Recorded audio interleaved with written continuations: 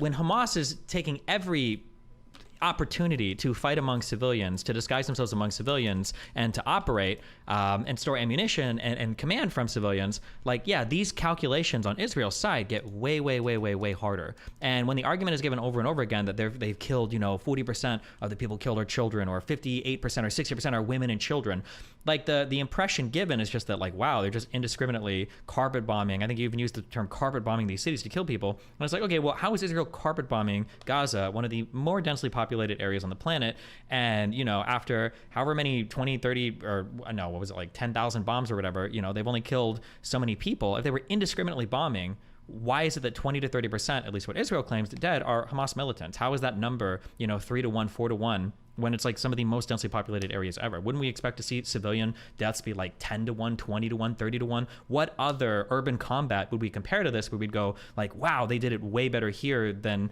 they're doing it right now in Israel? I feel like all the numbers, all the reporting, everything lines up that they're trying to be about as precise as possible, but you're fighting an enemy that literally, like, willingly and openly uses the civilian populations to fight amongst. What would it look like in a place like Gaza to not use the civilian population? What would it look like to in Gaza? Not use the civilian, yeah. I don't know. For There's Hamas tons to of fight like without. there's lots of like kind of rurally area. I think there's like 3 or 4 big cities in Gaza, but like we can bring up a map and look at it. Like there are areas outside of the heavy urban areas that you could operate out of, but the reason why they don't is because the IDF would wipe them out immediately. So they, yes, yes. Yeah.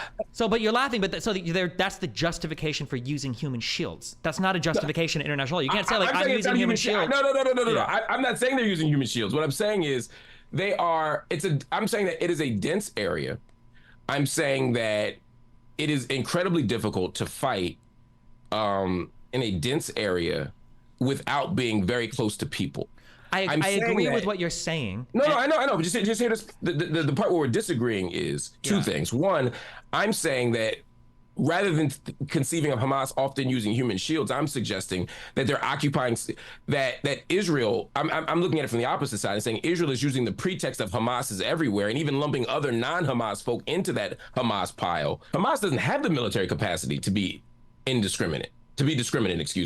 When they fire their rockets across, they don't actually have the ability to be indiscriminate. That's not to defend it. It's a war crime. Again, I begin from the place of saying Hamas has committed lots of war crimes. I'm never saying they don't.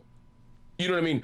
But my concern is that what Israel has decided to do is to retaliate, often using similar means, but to a much more dangerous and broad scale, under the pretext of, well, Hamas is hiding everywhere. And when they're asked to present evidence of this, evidence that there is an Al-Shifa hospital command center, the only tunnels and command center we saw was the one that Israel created. Well, hold on. So firstly, yeah, we did see that massive tunnel, and we saw Hamas additions to those tunnels that were underneath Al-Shifa, because there was a bunker built there, I think 20 years ago, originally, when the settlements were there. But there were additions to that tunnel, and there was new wiring ran that was shown. There were weapons that were located within that hospital. We saw them stored next to MRI machines and everything else, right? That's enough to remove the civilian protection from the hospital. No, it's not. Yes, it is. It's being used for combat. So you're saying any weapons in that hospital then makes it no longer a hospital? Not just throwing a weapon there, but combat operations from within, yeah. And but there was no evidence. I'm saying there was no evidence. We literally saw video footage on October 7th of hostages being taken back to that exact hospital.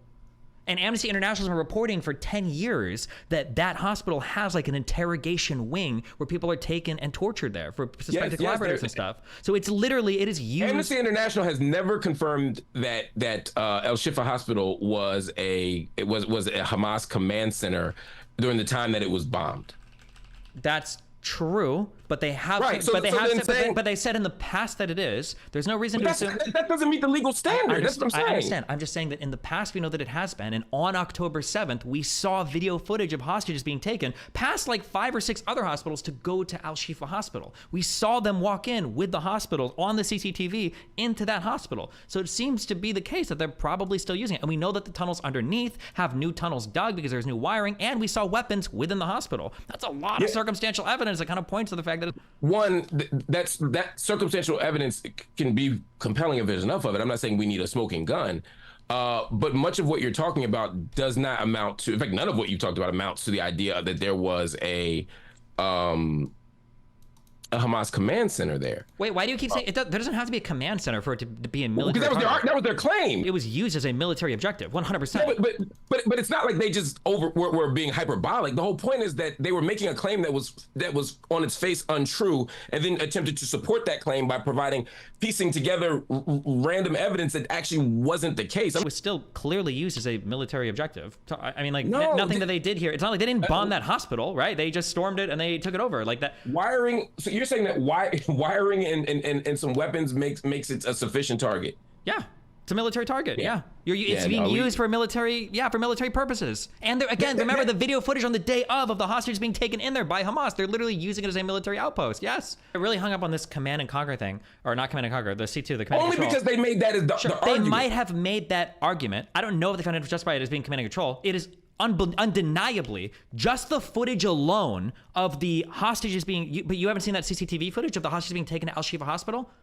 If hostages are taken into Al-Shifa hospital, yeah, and then relocated, that does not then mean that you can bomb the hospital. I don't think they bombed that hospital. They or shoot up the hospital. I don't think they shut up the hospital. I think they just sieged it and then they moved in. I don't think they blew up the hospital or were like artillery shelling, destroying the. Okay. Yeah. We're gonna disagree on that, right? But we can. This is provable stuff. But so we can just look it up. Sure. Why do you trust the Israeli government's claims so much? I think that the Israeli government has every incentive to lie. I don't think we should just believe what they say. So I think what you look at is you try to look at other parties that will verify things. I tend to trust the United States here. And you'll look at what international human rights people are saying, and then you'll look at other journalists that are being allowed to look at stuff and then what they're saying. And then we kind of like look at the numbers and then we see, basically what's going on. Let's say that it was the case that like 3 hospitals get JDAM'd, get bombed, completely obliterated. And you're looking at the news, you're like, okay. And then let's say that the Gazan Health Ministry reports 5,000 dead between the 3 hospitals. That's a pretty huge thing, okay? You're bombing hospitals directly. You've got 5,000 reported civilian deaths. At that point, I'd be like, I need to see some really strong evidence that there were civilians here. And it's not enough for Israel to just say, well, hey, look, we believe there was stuff. I think the videos that they've been releasing, I think the other journalists that they let come in to look at the October 7th stuff, the stuff that they published about it, I think that the ICG... Who? Like who, what?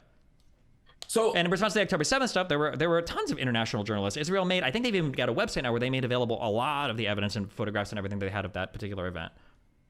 So October 7 isn't what we're talking about, right? That part was October 7th. For the military operations in the Gaza Strip, we're looking at like civilian to militant casualties. Yeah, so what human rights organizations have affirmed that Israel has used reasonable precautions in the Gaza Strip to prevent civilian deaths? Because I've seen not one. Well, I don't think you would attest that they're using reasonable cautions. You would take issue if they weren't. And I think generally all of the language that I see is Israel needs to be cautious. So for instance, even for like the ICJ stuff, they were saying, hey, make sure you guys are being careful that you're not genociding people. Like, make sure that you're not doing this and like give us a report in a month to see how it's going.